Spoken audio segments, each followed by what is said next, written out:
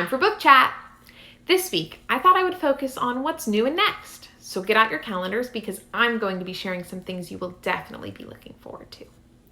As Miss Cody shared last week, she and I love to get advanced reading copies and preview books before we buy them for your use in the library. I've been reading a ton of eARCs this week, and I can't wait to share some that I think you will be really excited for. Don't forget, if you want to get in on the game and read and review books before they release, please go to the link on screen and fill out the information form. We will get back to you with details for how to join the Lit Reviews team. So, as Miss Cody said on Thursday, I did read one of the books she featured, Tiffany Jackson's Grown. Let me tell you, that was one heck of a ride. It's heart-wrenching, suspenseful, and definitely a tough read, but I couldn't put it down. If you were a fan of Allegedly or Monday's Not Coming, you are going to want to get your hands on this one. Unfortunately, it doesn't release until September, so you're going to have to be patient. If you're like me, patience probably doesn't come very easy. So, don't worry. My main focus this week is 2 books that are releasing in just 3 weeks. They are both already on order at the public library, hopefully with digital copies to be available, and there's still time to pre-order on Amazon. So, without further ado, mark your calendars for May 5th when you can get your hands on these great titles. First, I want to talk about Clap When You Land by the Queen herself, Elizabeth Acevedo. I absolutely fell in love with her first book, The Poet X, a coming-of-age story told in verse that just tore my heart open. Acevedo's poetry is beautiful, and the voice of Ziamara was so authentic.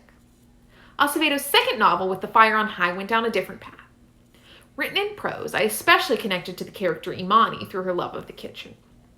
With Clap When You Land, Acevedo returns to her verse roots with a novel written from 2 perspectives. Camino is a teen girl living in the Dominican Republic. Since her mother's death, Camino has been raised by her aunt and dreams of going to America one day to become a doctor. Her whole world changes in an instant when her father, whose work in America pays for Camino to go to private school and to have some security in their barrio town, is killed in a plane crash on his way to spend the summer with Camino in the Dominican Republic, as he does every summer. Yahaira is a teen girl living in New York City who is devastated when her beloved Poppy is killed in the same plane crash on the way to the Dominican Republic. Yaya and Poppy had been joined at the hip until a year ago when she discovered his secret. She is stuck wondering, what if? What if she'd been honest with him instead of shutting him out? What if she'd finally got up the courage to ask him to stay home for just this one summer? These 2 girls, hurting the same hurt, but unaware of their connection, just might discover that they are each other's answer to healing. This was definitely a tearjerker. In true fashion, Acevedo has crafted the most beautiful verse novel that brings out all the emotions. My favorite part of reading The Poet X was listening to the audiobook version read by Acevedo herself. I cannot wait to listen to the audiobook version of this one, which I'm sure she will slay. Second, I want to talk about The Betrothed. Kira Cass disappeared from our to-be-read shelves for a while, but she's back with the beginning of a brand new series. If you like the Selection series, you are going to love this one. It's Cass's signature royalty and romance, but this one isn't all happily ever afters. Hollis Bright is on the verge of having everything a little girl dreams of. She captured the eyes and the heart of King Jameson. Having spent much of her young adulthood at court at Corsacan Castle, Hollis has watched girls fawn over the king, never expecting that she would be the one chosen for his bride. She is quickly thrown into the glitz and glamour of being in the court's favor, but is also faced with expectations and decisions she never expected. As she gets deeper into this new life thrust upon her, she starts to wonder if it's even what she wants.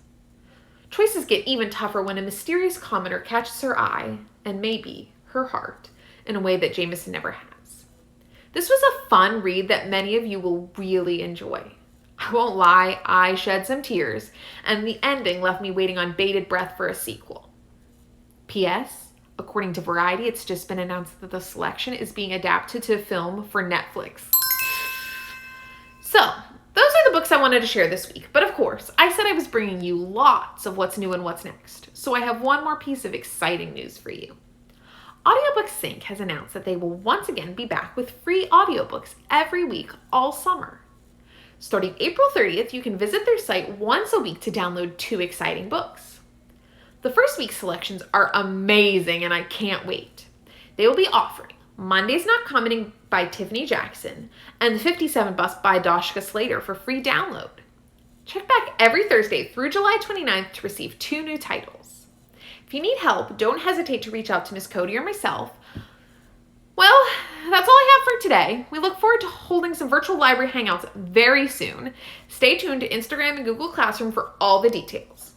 Have a great week. We love you. Bye.